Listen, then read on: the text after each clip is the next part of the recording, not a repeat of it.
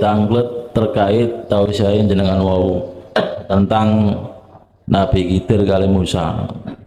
Itu. Nah, kan intinya kan Nabi Khidir duduk itu hakikat dan Musa dan syariat. Nah, terus pertanyaan kula niku, apakah Nabi Musa duduk di syariat itu sampai wafat atau gimana? Yang pertama. Yang kedua,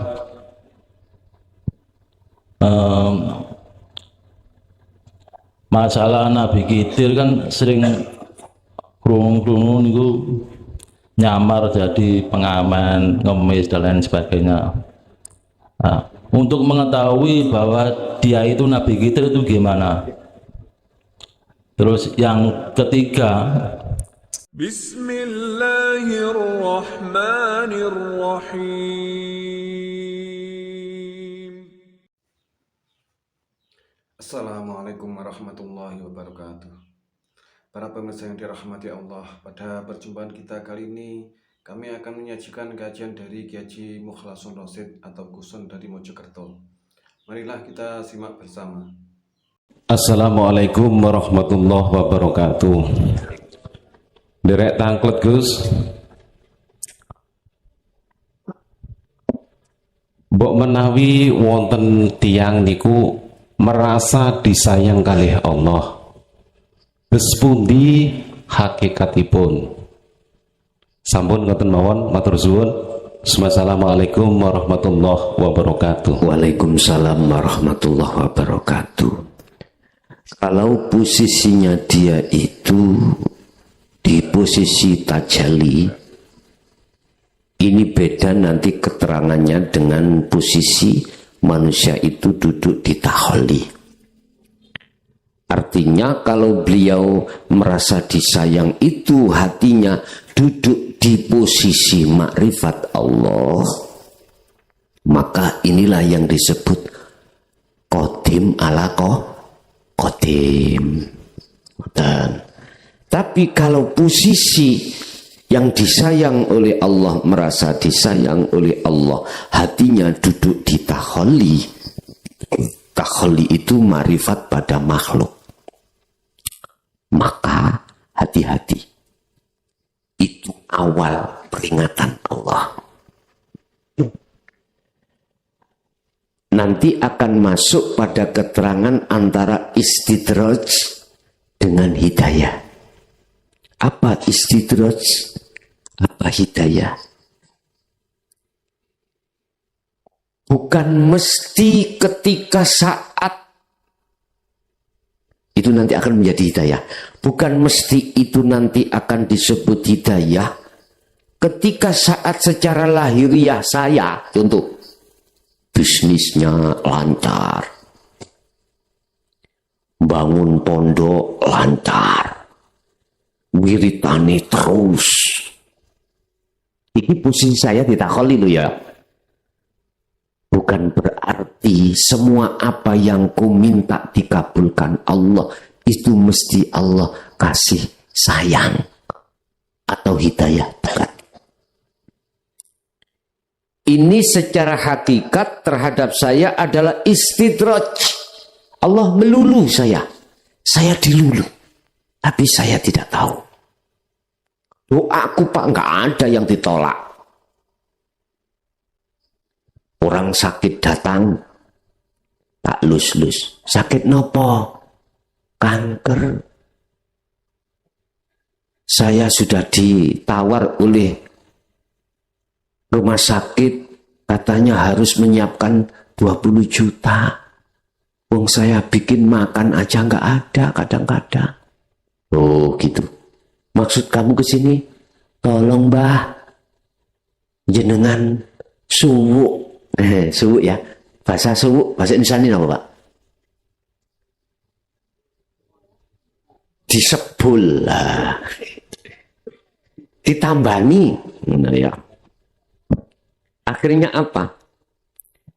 Oleh karena saya punya karomah Pak ya, terkait cara penyuwuk-penyuwukan gunung, khususnya penyakit, penyakit dohir.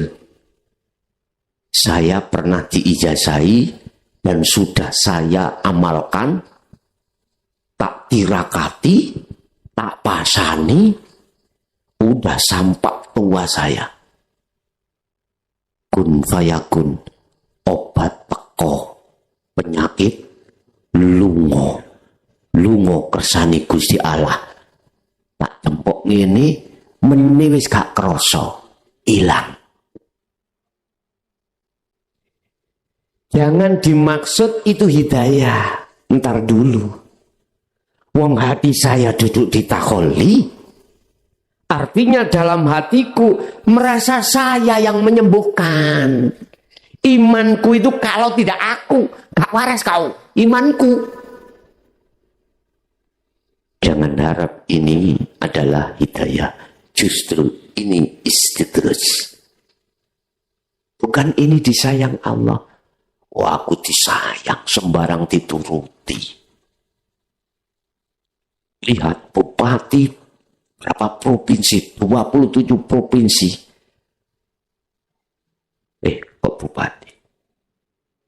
Gubernur ya.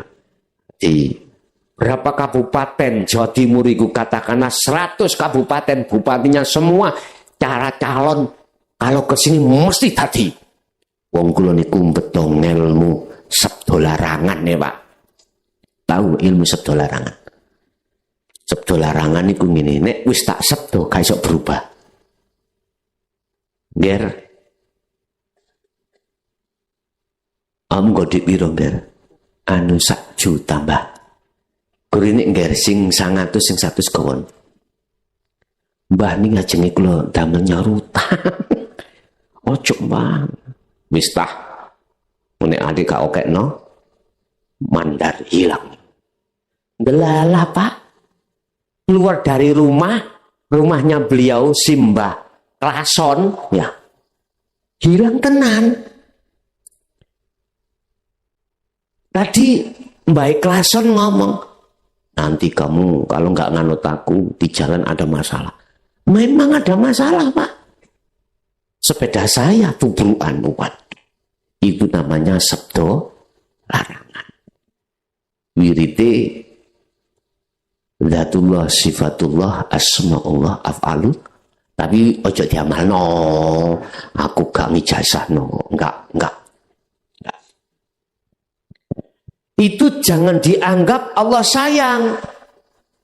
Apapun ucapan saya mandi. Itu bukan berarti Allah sayang. Bukan hidayah. Istidraj. Tapi tidak aku sadari.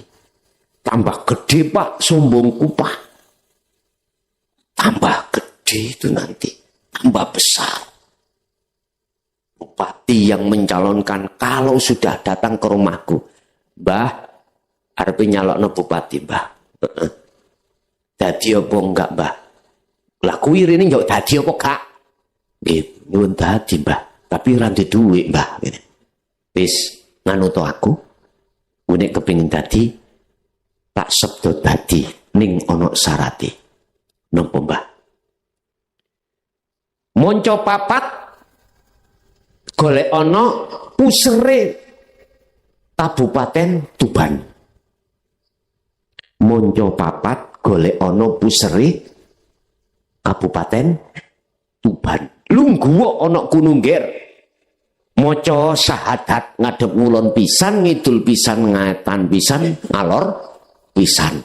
Sebutan warga kabeh masyarakat Tuban kongkon milih awakmu, seneng awakmu. La ilaha illallah Muhammad. Wis lakonono. Bingung si an. Pusere endi Mbah? Tak takok ngoten nggih. Kuwi ku ora ngerti puser. Ilmu kasaf iku kanggo ndelok pusere bumi nek kabupaten, pusere kabupaten. Terus kanggo ndelok isine bumi kabupaten ning jero iku ana kekayaan alam apa enggak, jalure ilmu mukasafah. Dideleng ambek Kaji Klason. Oh, ana nggone desa iki. Kalau ana desa iki omahe wong jenenge iki. Jangan dikira, Pak, iku kekasih Allah. Bahkan iki musuh Allah. Bener padahal. Tadi tenan, Pak. Paranormal ya. Wis bingung kabeh nek ana calon sing dicekel kaji kelasan wani mundure musuh kaji kelasan mereka nggawa sabda larangan mboten wani. Wis jangan dikira itu kekasih Allah, musuh Allah. Karena apa? Semua apa yang terjadi itu hatiku ada iman, aku hamba yang bisa, orang lain gak bisa. Kira-kira bupati gak wedi ya Pak? Wedi Pak. Ketika saat sudah jadi bupati tak panggil Rinio Dar jenenge Bupati Darsono. Jenenge Ludruk Pak ya. Ludruk kan Kartolowan. Dar, dalem Mbah. Aku butuh mobil Dar. Kamu duduk biro Dar. Jenengan butuh mobil napa to Mbah? Moh Kak Pajiru kedukuran. Wis nggo Alphard Dar ngene. Umpama Sidar memang gak moro nggo Alphard tak sabdo. Wedi mboten? Wedi. Umpama gak ana diono-ono. Andai kata beli iku nyecil titik pasti akan dicarikan. Karena apa? Satu, Bupati Darsono iku kadung percaya mbek aku ada jasa. Kedua, dia sudah tahu kalau sabdo larangan di aku. Wis ta Pak, sembarang sak jeplake klason ya dituruti ambek Bupati Darsono. Saking wedine Pak. Wis gak kakean dan setap-setape diajar. Urunan. Gitu. Jabatan-jabatan struktural urunan. Wis urunano kuno ya apa segranono Alphard kuwi nek gak gelem urun tak mutasi. Wedi gak pejabat struktural. Wedi. Mereka sing diwedeni jabatan struktural bupati. Karena itu yang meletakkan jabatan struktural adalah bupati. Kapak pembangunan, kapak kopuai. Wis, nggih. Bupati gak kelangan apa-apa. Hanya satu wedi disebdo ambek kaji klaso. Mesti dituruti. Pun jangan dikira ini Allah menyayangi aku. Justru ini adalah istidraj Allah, ditompok-tompok siksane cek tambah gede padaku. Beda Pak kalau jenengan betul-betul hatinya itu duduk di tajalli. Bahkan musibah yang diberikan jenengan ini bentuk sayangi Allah. Allah tidak hanya melahirkan ngetokno wujud dewi terhadap jenengan lewat takdir yang penak, juga tidak penak. Ini dawuh Allah. Ger, aku ana nggone anak loro. Jadi Allah menyapa jenengan iki sing wis makrifat tidak hanya di tempat takdir yang pasti enak, enggak. Juga di dalam musibah. Akhirnya inilah yang disebut musibah membawa berkah. Musibah menjadi nikmat. Bagi siapa? Bagi jenengan tadi. Kalau bagi saya, bukan hanya musibah menjadi adab. Gitu? Nikmat pun akan menjadi adab, Pak. Betul. Kalau mobil sudah saya terima, ilah nikmat ya.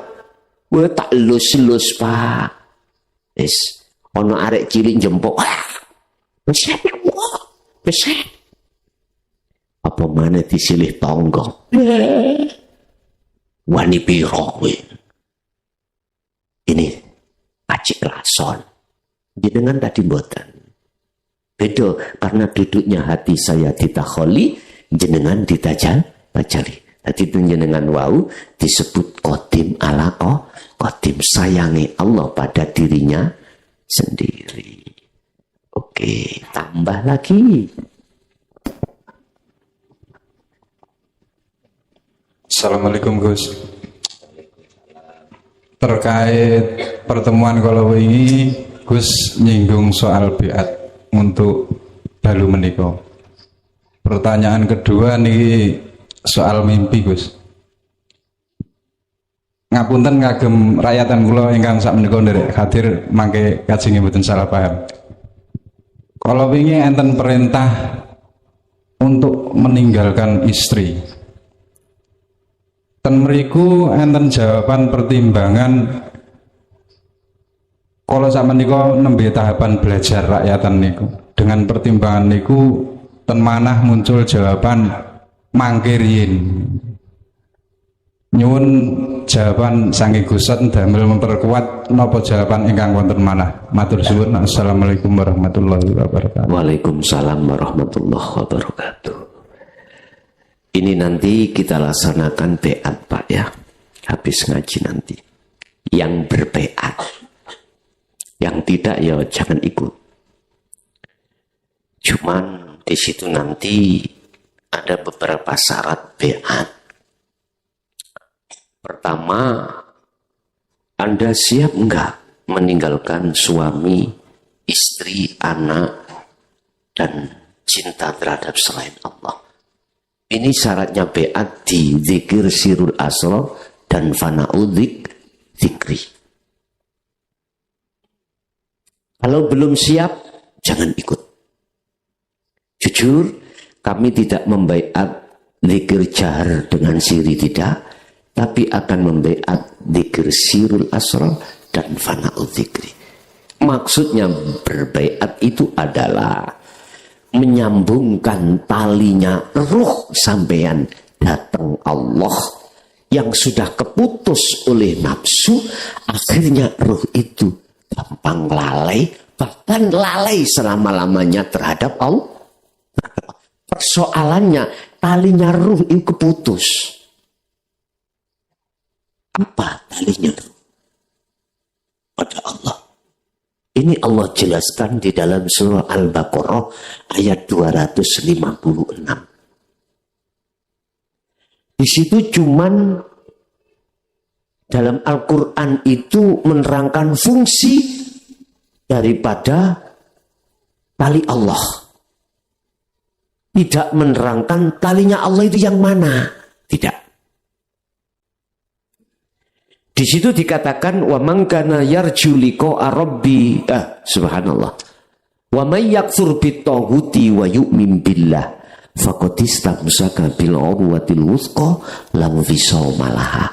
Yang disebut talinya Allah antara ruh dengan Allah itu fungsinya adalah siapa yang meninggalkan selain Allah ruhnya, maka dia akan bertemu Allah.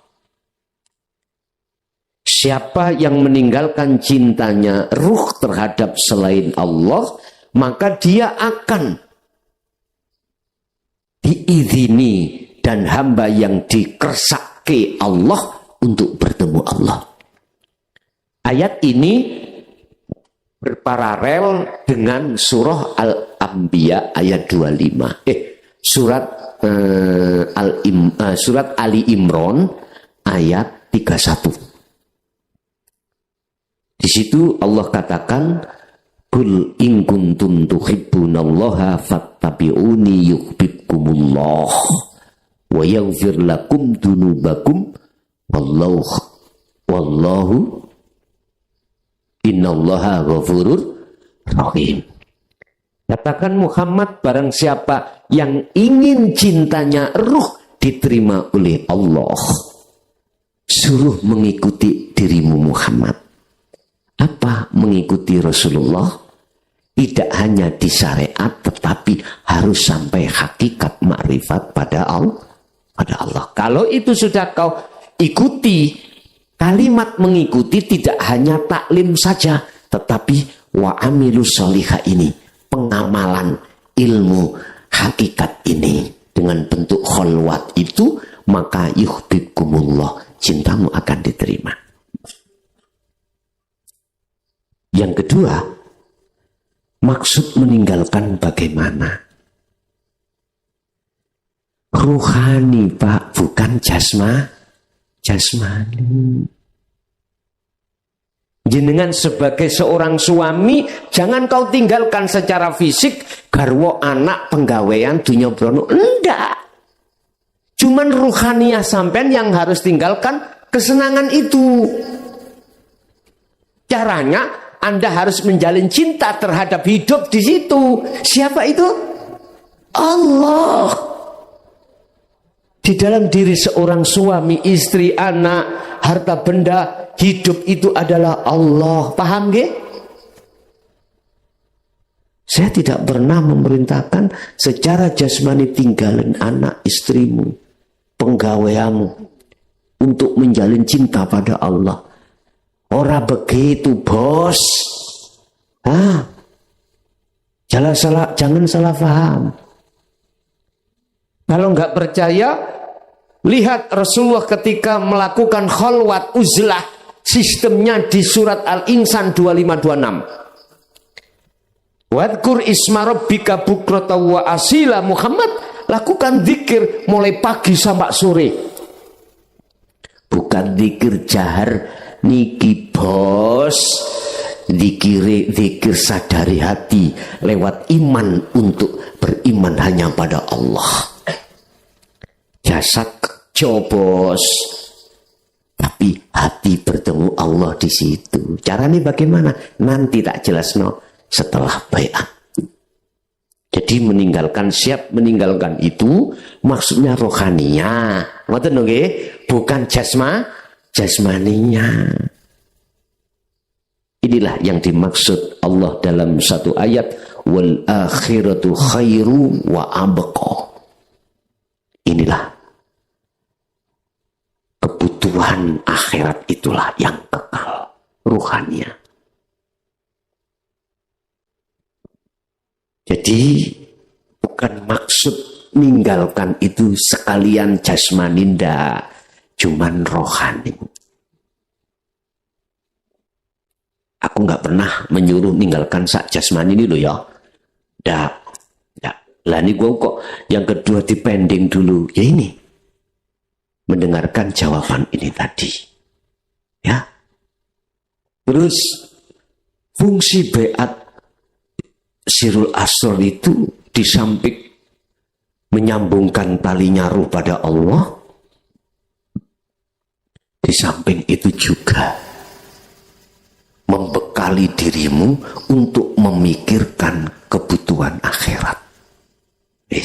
Ingat, amaliyah apapun, sholat, zakat, poso, haji, apapun yang dianggap wajib di dalam syariat, tidak akan menjadi apa-apa di mata Allah manakala tidak kau sertakan makrifat pada Allah. Kunci. Umpama Anda, saya belum siap, kapan bos siapmu? Kapan? Kata kok tunggu. Kalau mengatakan hutangku si akeh Gus, mikir utang dhisik. Oke, tak bungakno panjang umur. Anak saya sih kecil-kecil, istriku masih muda Gus, masih cantik. Oke, tak enteni tuweke. Muga-muga panjang umur. Cuman siapa yang bisa menjamin kalau besok kita masih ada di dunia? Ayo, siapa? Ingat, Allah katakan, barang siapa saat di dunia masih gelap hatinya karena buta terhadap Allah, terus sudah meninggal, maka di akhirat pun akan buta. Wa adallu sabila, dan jalannya lebih gelap dan sesat. Naudzubillah. Menurut saya, bos, menurut saya, sekarang sudah waktunya. Karena sebentar lagi Allah akan mengirim malaikatnya untuk memberikan pengadaban terhadap umat. Apakah itu sejarah terulang lagi terhadap terhadap kita seperti sebelum umat-umat sebelum Muhammad? Kita kan tidak tahu, Pak. Tapi tanda-tandanya kan sudah, alamannya sudah. Cuman kita saja tidak mau berpikir hati kita untuk ke sana. Sehingga kita lalai akan itu semuanya. Makanya dalam surat apa kalau nggak salah Ibrahim ya ayat 3. Sengaja memang Anda dilalaikan oleh iblis tentang hal ini supaya nggak siap lewat wa yastahibunal hayatad dunya. Lewat situ ditui kesenangan-kesenangan dunia biar lalai. Ingat, di dalam Al-Quran Allah katakan musibah itu akan datang. Pertama, malaikat yang diutus. Kedua, waktunya waktu jenengan istirahat. Waktu banyak manusia itu lalai. Apakah istirahat malam hari? Orang pada istirahat enak-enak tidur ya, ya. Waktu manusia pada lalai istirahat kerja, itu akan diturunkan. Tondone mek 2. Nek jenengan malam ataupun siang. Waktu banyak manusia yang tidak kembali pada Allah, baru itu akan diturunkan. Makanya sebagai penetral adab Allah adalah kembalinya umat ini lekas pada Allah. Allah iku yo ngeluh, Pak. Mikir hambane kok yo ndapet. Wis kesawen diringkes pisan. Wis jadi nanti beatnya habis ngaji ya. Habis ngaji kita berbeat, yang siap monggo, sing durung siap jangan ikut. Nanti akan kubuka bagaimana cara hatimu menemui Allah di saat jasmanimu ini bersinggungan sibuk ngurusi urusan dunia. Ada caranya, Pak, di situ nanti. Ya. Oke. Terus ada lagi. Assalamualaikum, Gus.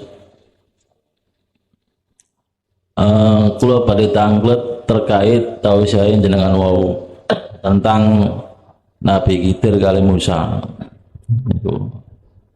Nah, kan intinya kan Nabi Khidir duduk itu hakikat dan Musa dan syariat. Nah, terus pertanyaan kula niku, apakah Nabi Musa duduk di syariat itu sampai wafat atau gimana? Yang pertama. Yang kedua,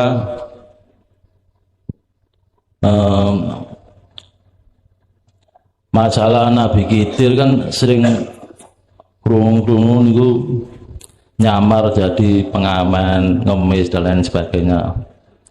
Nah, untuk mengetahui bahwa dia itu Nabi Khidir itu gimana? Terus yang ketiga, sering kalau ciri fisik wali itu bukan ciri batin, bukan ciri fisik. Ciri fisik wali itu kalau misalnya kita bersalaman, tapak tangannya itu seakan tidak bertulang tapi berdaging, empuk, bahkan wangi. Yang terakhir tentang baiat. Nah, antara siap kali dereng, umami sing dereng siap niku cara ibase napa niku? Pun assalamualaikum. Waalaikumsalam. Nabi Khidir cerita tadi, pertanyaannya apakah Nabi Musa sampai mati itu dia hanya bersyariat gitu ya? Saya jawab tidak. Dibuka di dalam surah Toha ayat 11 sampai 14 ya. Surat Toha ayat 11 sampai 14. Di situ ringkas kata. Nabi Musa dipanggil Allah untuk menghadap Allah. Bahasa syariat di Gunung Turisina. Untuk melakukan uzlah 40 hari 40 malam. Dalam rangka secara syariat beliau akan mendapatkan wahyu kitab suci yang disebut Taurat. Sebelum beliau masuk di dalam tempat yang disebut sebagai Gunung Turisina. Di situ gunung sakdunyo itu belum ditentukan. Rumangsa sing gede paling Musa arepe uzlah ning gunung aku iki. Gunung Galunggung, gunung apapun ya. Ternyata Allah memilih gunung itu Gunung Turisina, gunung sing alah disawang nyenepno weteng. Dilihat penghijauan enggak ada. Wis pokoknya gunung yang paling jelek lah Pak, paling jelek. Justru di situ Allah tentukan bil wadil muqaddasi tuwa. Ayat ini para ulama arifin ada yang mengatakan min asrafil majalis. Apa itu? Tempat yang disucikan. Sebab sebelum beliau Nabi Musa melebet datang tempat yang ditentukan, Allah dawuh, Musa, lepaskan kedua sandal kau. Sebab kau bilwadil muqaddasi tuwa. Lembah yang disucikan namanya Tuwa. Itu ketepatan ada di Gunung Turisina. Tuwa. Namanya Tuwa. Sifatnya lembah yang disucikan. Ternyata Bapak Ibu, Tuwa, lembah yang disucikan itu maksudnya adalah hatimu. Jagate ruh hatimu. Lah, perkara yang menajiskan ruh lepasen. Apa? Al-aghyar. Hubus syahwat tadi. Itu namanya sandal. Sepatu. Jadi Al-Quranul Karim penuh dengan isyarah. Dan ini dijawab di dalam Al-Quranul Qadim. Baru cetok. Makanya Anda membuka Al-Quranul Karim, tidak membuka Al-Quranul Qadim, gak ketemu Bapak. Gak ketemu. Kau harus melihat Al-Quranul Qadimnya. Sebab Al-Quranul Karim itu adalah nurnya Al-Quranul Qadim.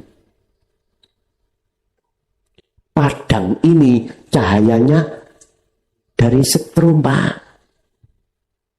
Hasil dari setrum bukan lampu. Setrum. Semua apa yang di dunia itu perwujudan dari Allah. Dari Allah. Makanya disebut Nurullah. Yang kami sebut mukawwin. Perkara yang diciptakan iki Nurullah. Nah, melihat dari ayat 11 sampai 14 ini sudah menegaskan bahwasanya beliau Nabiullah Musa sebelum meninggal sudah makrifat. Sudah. Karena beliau sudah melepaskan kedua sandal. Apa itu bagi kita? Syirik jali dan syirik khafi. Contoh. Duh, aku beriman telesi bajuku sebab air hujan. Iki syirik khafi wis. Lepasan iman seperti itu. Imannya ruh saya harus masuk pada Allah, hidup itu tadi. Bukan fisik, air makhluk itu. Bukan. Memang kalau kita memakai logika Pak, ya mohon maaf. mesti mengatakan air. Sebab kalau tidak kena air tidak basah. Logika nggih? Logika. Oke, kacamata syariat logika benar.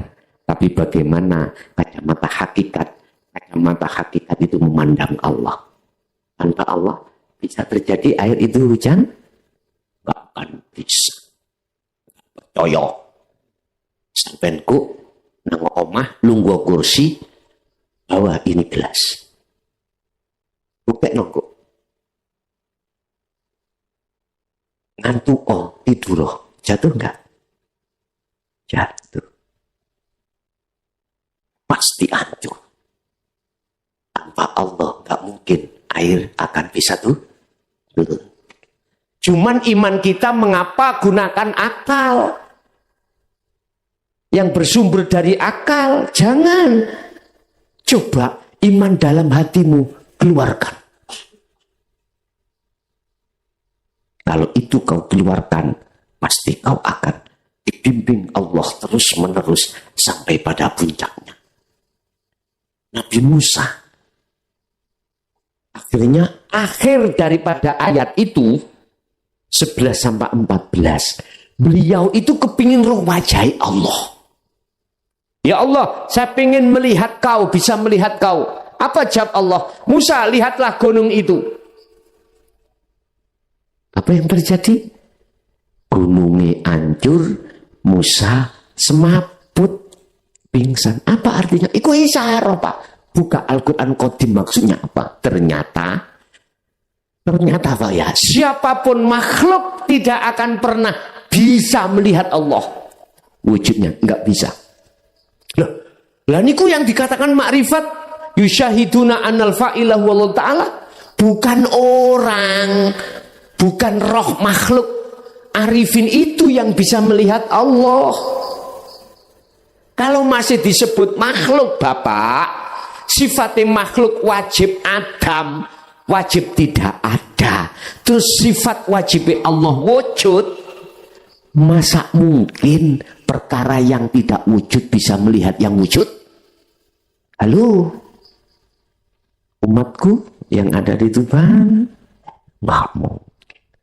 Lah terus yang dikatakan makrifat pada Allah itu yang melihat Allah, wujudnya Allah sendiri yang asalnya aran ruh itu fana. Air hujan tadi kalau sudah sampai pada lautan, mana air hujannya? Tidak ada.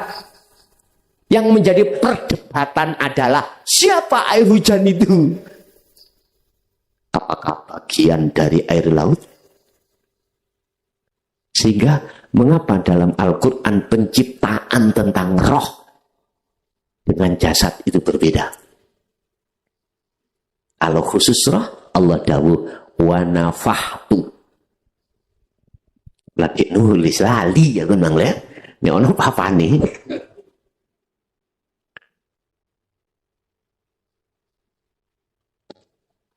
Wa nafahtu. Fahtu. Ini kayak perdebatan. Dan kutiupkan rohku setelah perjanjian lagi. Setelah diangkat perjanjian dalam hal penyembahan alastu birobikum kodu bala syahidna itu. Ini kalau kita maknani secara lugot, kutiupkan rohku, berarti roh itu unsur dari Gusti satu sisi ya. Tapi ada ulama yang gak setuju, akhirnya memakai wanafaktu itu kholaktu. Allah ciptakan. Nek diciptakan berarti tidak dari unsur. Contoh, iki meja. Katakan belum ada meja. Wanafaktu berarti kholaktu, aku menciptakan meja. Apakah kayu dari unsur aku? Tidak. Lem, paku, palu, pasrah, ada unsur dariku? Tidak. Ini ulama yang memegang kalimat penciptaan. Allah menciptakan makhluk roh itu sehingga dikatakan roh itu makhluk. Karena tidak dari unsur Allahnya. Diciptakan. Khalaqtu, aku menciptakan. Wes. Terus aku tanya, saya punya ilmu untuk membentuk dan membuat bagaimana meja yang kuharapkan. Apabila saya tanpa ada ilmu pengetahuan pada diriku, duwe angen-angen sing kaya ngeten iki enggak punya. Itulah ulama yang memegang wanafaktu itu, ruh itu ditiupkan, berarti dari unsur Allah. Itulah ilmu. Bahasa ringkes. Sudah benar, dua-duanya sudah benar. Satu memakai hukum syariat, satu memakai hukum hakikat. Gamblangnya. Kalau air hujan ini sudah sampai pada lautan, baru gamblang. Kalau ruh ini sudah dikatakan kembali wa inna ilaihi rajiun, di situ baru gamblang. Sudah. Jelas nggih? Kalau tadi saya nggak punya ilmu pengetahuan tentang bagaimana cara membuat meja, bisa aku bikin meja? Contoh, mriki sinten sing kenal Tarsan? Tarsan di alas kalau gembulane film-filmnya kewan-kewan uncalono paku, palu, lem, kayu, san gaya meja. Saged? Bisa enggak? Tidak bisa. Karena tidak ada ilmu pengetahuan. Tarsan akan bisa membuat meja. Tarsan dididik dulu ilmunya. Jelas ya? Jadi kembali kepada Musa, sudah makrifat Allah. Karena di dalam ayat itu, ayat 14, setelah Nabi Musa itu tadi sudah dikatakan bertemu Allah, akhirnya muncul ayat 14. Innani satemene ingsun. Hati-hati Pak niki ya, ayat 3 hati-hati ya, Mbak.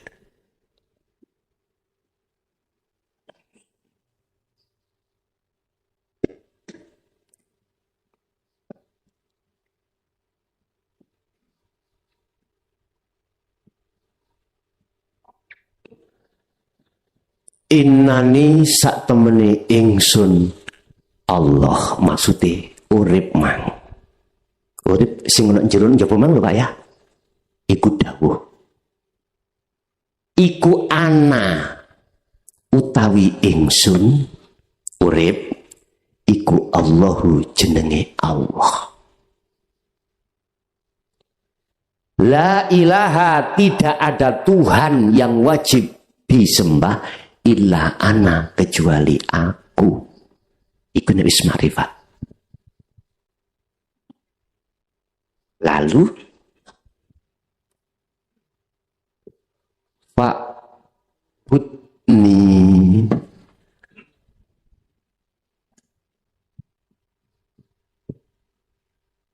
wa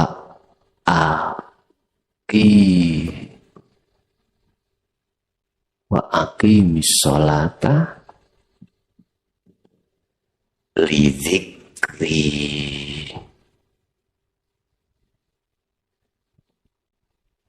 Oleh sebab iku Musa, fa'budni, makrifato awakmu nang aku. Ojo delok makhluke. Jikalau kau melihat aku, syarat wajib makhluk iku ancur. Gunung mang ancur nggih. Musa semaput nggih. Pingsan. Itu fana, roh, fana aran makhluk itu fana. Oleh sebab itu nyembah sira ing ingsun, artine nyembah makrifato. Cara salat khusyuk. Cara salat makrifato nang Allah. Ojo makrifat nang ganjaran surga. Bahasa Jawa, ojo krono ganjaran, ojo krono surga. Wa aqimis shalah, dan tegakkan as-sholata ing salat semata-mata li dzikri krono arai supaya eling nang aku. Eling iku apa sih? Sadar imanmu iku yen sak temene ning jaba ning jeromu iku hanya hidup yang berperan, bukan kau Musa. Jelas? Makanya di dalam ayat lain Allah katakan hafidu ala sholawah wassolatil wusta. Bukan sholawah tok. Sholawah itu maknanya as-sholawah itu ay al-maktubah. 5 waktu yang diwajibkan. Bukan itu aja. Tapi ada wassolatil wusta, sholat tengah. Itulah sholatnya roh. Jikalau itu tidak kau lakukan, kau tidak akan pernah khusyuk sholatmu. Jelas Pak ya? Berarti Anda melakukan sholat semata-mata supaya sadar eling nang aku, kata Allah. Sedangkan fakta di lapangan, kita ingatnya siapa? Duniawiya, dunia, penuh misteri, penuh tantangan, penuh misteri. Bisa terus motivin. Udah, ini dasar. Kalau beliau Nabi Musa sebelum meninggal, beliau sudah sampai pada puncak ma'rifat Allah. Bagi kita, kalau di dalam diri jenengan sudah lebur aran ku makhluk dirimu, maka secara otomatis akan muncul ku Allah hidup itu. Kalau belum sampai di situ, solusinya terus sibukkan hatimu berzikir sirul asrar. Kalau sudah, pegang teguh fakotis tamsaka bil urwatil wuthqa. Itulah tali Allah yang harus kau pegang teguh. B1. Nomor 2, apa mah? Pertanyaan nomor 2 tadi apa? Ciri para wali. Oke. Apakah cirinya wali itu secara fisik tangannya tidak bertulang? Memang Bapak, itu yang kita dengarkan, ya. Itu yang kita dengarkan, jari ini. Tangan nggih. Anda tidak akan pernah tahu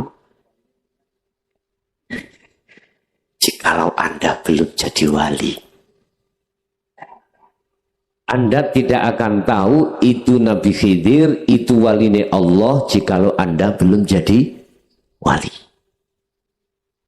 Kalau kita berpijak dari ciri-ciri tersebut, itu kan jare, Pak. Lah ngoten nggih? Jare. Syarat kita harus jadi wali dulu. Kekasih Allah. Itu maksudnya apa ya? Yang tahu wali itu adalah wali. Itu maksudnya. Wali itu jamak dari aulia. Para kekasih Allah. Itu maksudnya yang bisa melihat Allah itu Allah sendiri. Lihat dikatakan aulia kekasih Allah karena dia sudah kefanaan selain Allah. Di situ. Bagaimana mungkin orang buta bisa melihat orang lain itu buta atau tidak? Nggak bisa, Pak. Kita akan tahu orang itu tidak buta kalau kita tidak buta. Paham nggih maksud saya? Kalau kita ingin tahu orang itu tidak buta, yo ojo merem.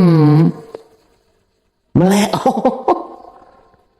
Baru, oh iya. Itulah maksudnya yang tahu wali itu adalah wali. Artinya yang tahu Allah itu Allah sendiri. Apakah tandanya wali Allah itu mesti tangannya tidak bertulang, Pak? Tidak bisa kita jadikan sebagai pijakan atau dasar. Tidak. Yang bisa menjadi pijakan dasar itu adalah Anda harus makrifat Allah dulu baru tahu. Paham nggih? Yang ketiga tadi apa? Kalau belum siap beat, konsekuensinya apa? Saya tidak nakut-nakuti. Kalau Anda tahu kapan Anda mati, gak siap gak apa-apa. Udah. Siapa yang bisa menjamin 1 bulan kita masih di dunia? Ya.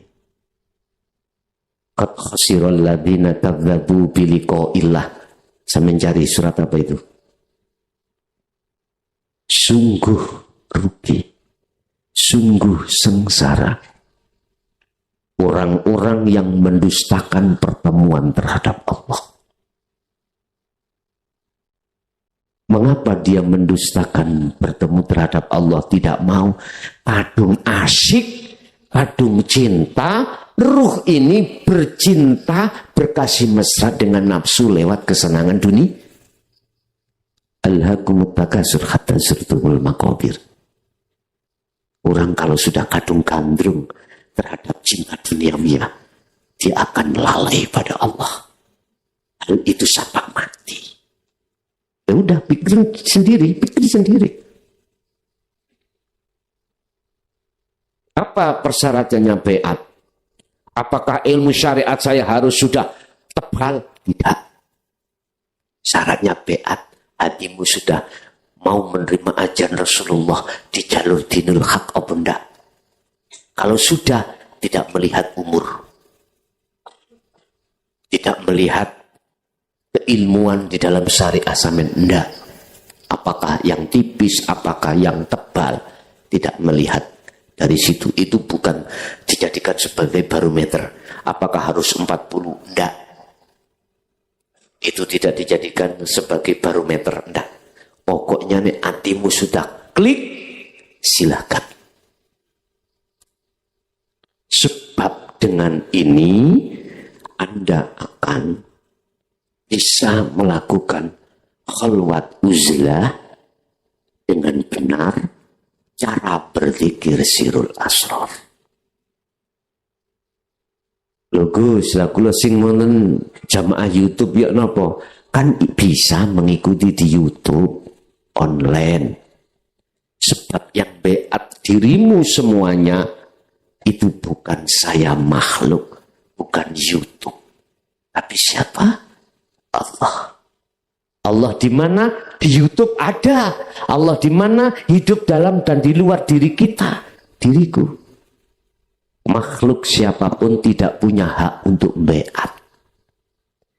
Kalau ada makhluk merasa bisa membeat, mohon maaf. Inilah yang kumaksud secara hakikat, ana rabbukumul a'la. Ngaku-ngaku sebagai itu Tuhan.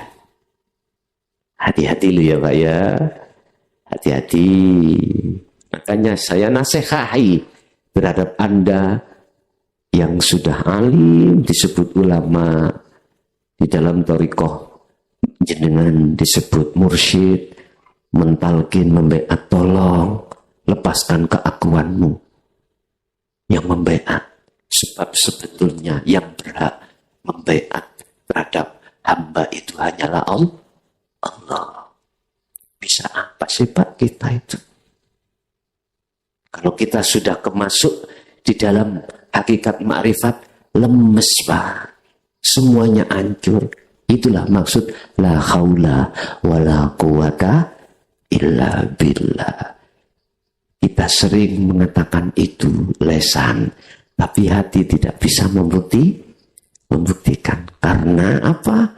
Iman kita masih belum sampai pada tauhid la ilaha illa anta wa ana. Belum. Karena itu kita tolak. Ya. Jadi konsekuensinya kalau tidak beat, mohon maaf,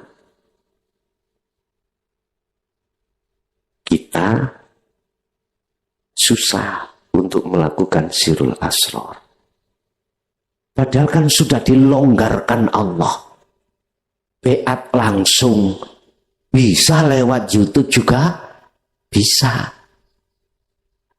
Kau mendengarkan dan menirukan terus mengamalkan sirul asrar, itu loh sudah sah. Sudah sah. Makanya jenengan kalau sudah mengikuti di YouTube gak usah hari ini malam ini mengikuti lagi, gak usah. Sudah cukup satu kali.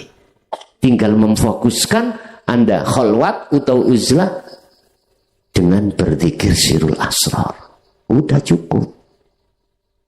Gus, kalau belum PA di YouTube atau langsung terhadap jenengan, tapi kulo niki sudah nyantol sirul asrar dan tahu dan kulo lakukan, terus di situ saya sudah yakin kalau Allahnya semua yang berperan, hati saya tentram. Udah, berarti sudah beat itu. Sudah. Paham ya? Walaupun secara seremoni. Nilai seremoni toh. Malam ini kalau saya beat itu seremonial saja. Kalau hatimu sudah yakin, sudah melakukan itu, terus efeknya daripada jenengan melakukan kholwat itu sudah nyantol, ya sudah. Iki kan syariat tok toh Pak. Gitu loh, paham ya? Nggih. Ada lagi. Assalamualaikum. Tentang Gus. Terkait mengenai unsur bukan ruhku kata Allah. Kan unsur dari Allah. Berarti gilafiyah para ulama ada yang seperti itu, yang satunya diciptakan masalah meja tadi. Sedangkan meja tersebut kan juga ada unsur dari raga. Sedangkan raga dan ruh juga saling terkait. Tolong penjelasannya, Gus. Kita berpendapat wa nafakhtu unsur dari Allah itu kalau sudah sampai ma'rifat. Satu.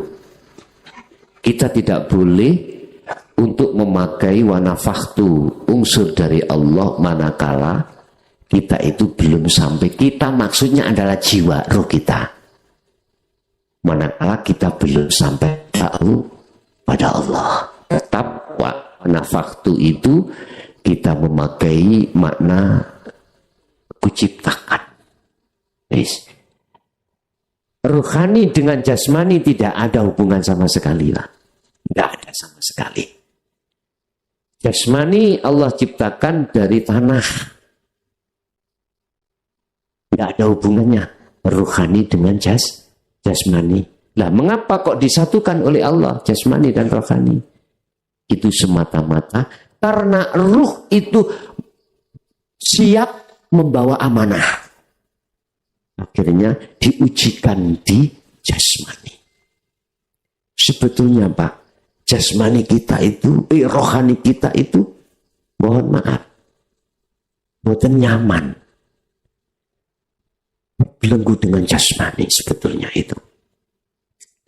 Jasmani minta makan, ruh nggak ikut makan.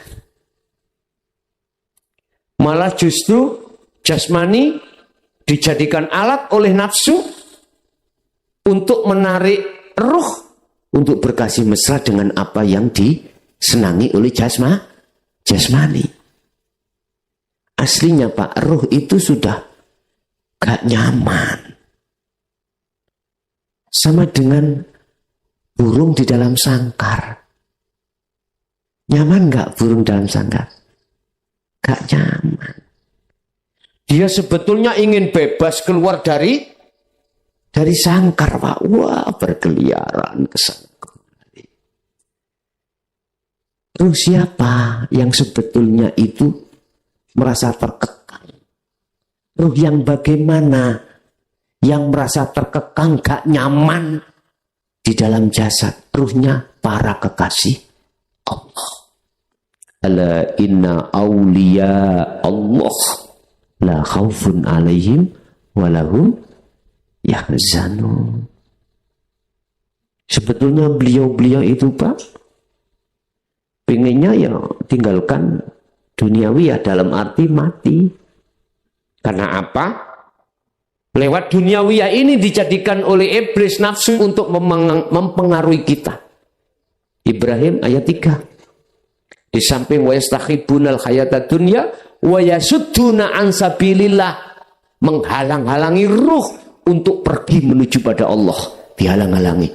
Yang ketiga, wa yabghunaha iwaja, ruh selalu dibengkokkan manakala ingin menghadap Allah, dibengkokkan oleh iblis.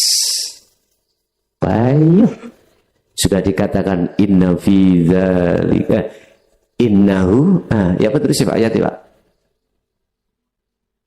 Innahu aduwwum mubin.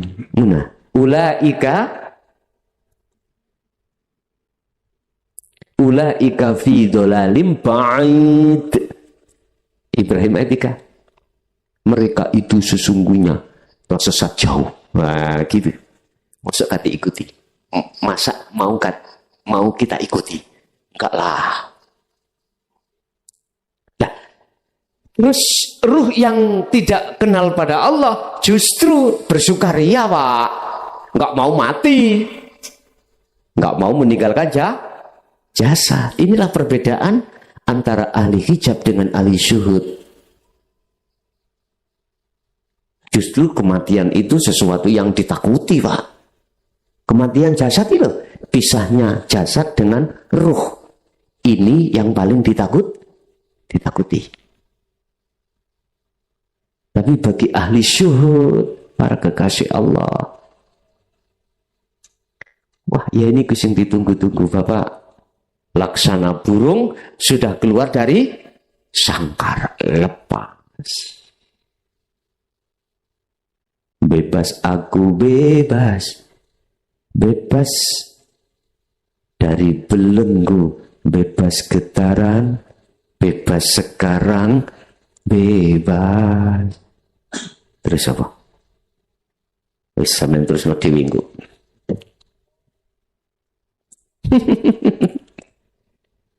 Iku nyantol lagune, dene ana biduane ya babahno ya menyanyi ngono kok.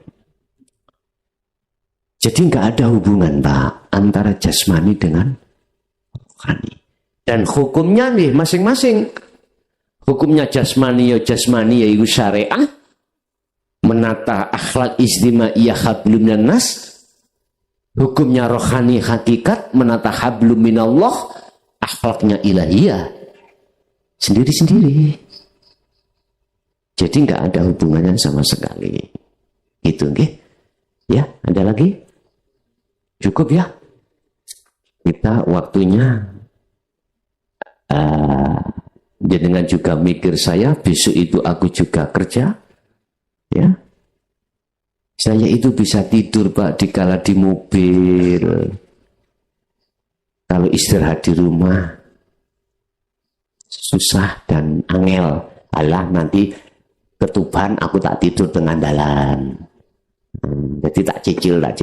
Dan alhamdulillah pun Bapak Ibu, nanti kita beatnya tidak live ya, tidak live. Tolong nanti yang berbeat geser mawon nanggani mriki, dan kita tutup terlebih dahulu. Apa yang sudah diberikan Allah estu menjadikan satu ilmu yang bermanfaat terhadap kita dan anak putu kita ila yaumil qiyamah. Lahumul Fatihah. Alhamdulillah, telah kita simak bersama kajian dari Kiai Haji Mukhlason Rosyid atau Guson dari Mojokerto, pengasuh pondok pesantren Miftahul Ulum Jaya Baru, yang tepatnya beralamat di Jalan Perjuangan, Dusun Gelonggongan, Desa Sumber Tebu, Kecamatan Bangsal, Kabupaten Mojokerto, Jawa Timur. Beliau adalah gambaran ulama muda yang mampu menjembatani nilai-nilai keislaman tradisional dengan pendekatan modern. Beliau mengajak para pendengarnya untuk tidak hanya memahami Islam secara tekstual saja, tetapi juga memahami maknanya secara spiritual.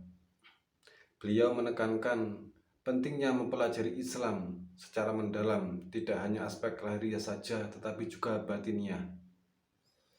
Semoga kajian-kajian dari beliau bisa kita petik manfaat dan hikmahnya, sehingga bisa membawa keberkahan kepada kita di dunia dan akhirat. Amin ya rabbal alamin. Akhirul kalam, wassalamualaikum warahmatullahi wabarakatuh.